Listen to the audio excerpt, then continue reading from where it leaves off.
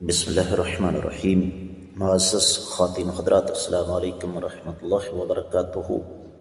عدت کے دوران عورت کے لیے کون کون سے امور ممنوع ہیں، یہ ہے ہمارے آج کے حدیث مبارکہ کے سبق کا موضوع۔ مشکوٰۃ المصابیح کتاب النکاح باب ہے عدت کا 3338ویں حدیث کتاب میں اور 8ویں ہے باب میں۔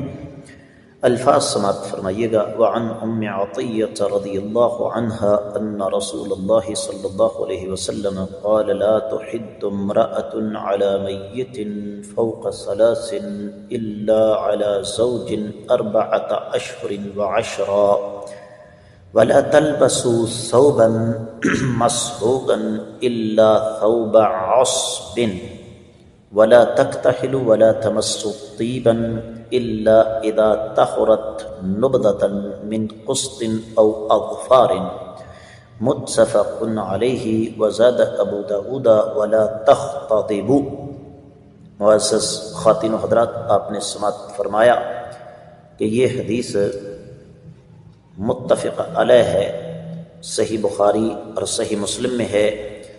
تفصیلی حوالہ نوٹ فرمائیے۔ صحیح بخاری کتاب الطلاق 49واں باب کہ سوگ والی عورت یمن کی دھاری دار چادر یا یمن کے دھاری دار کپڑے پہن سکتی ہے۔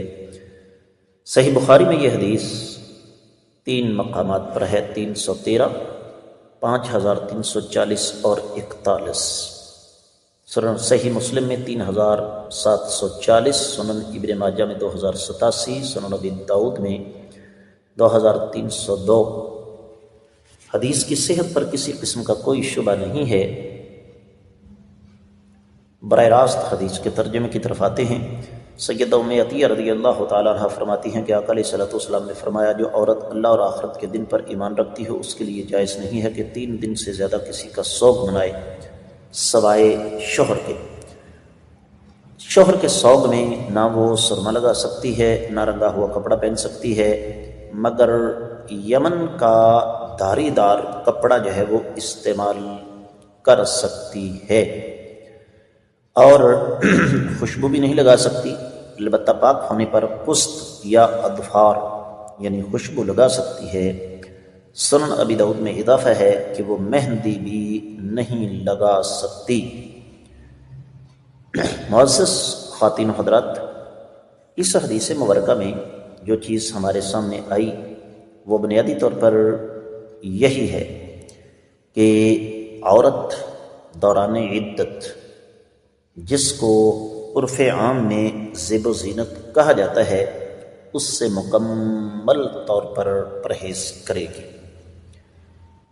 ہمارے ہاں زیب و زینت کا مفہوم اپنے طور پر متعین کر لیا گیا ہے کہ جناب عورت صاف ستھرا کپڑا نہیں پہن سکتی۔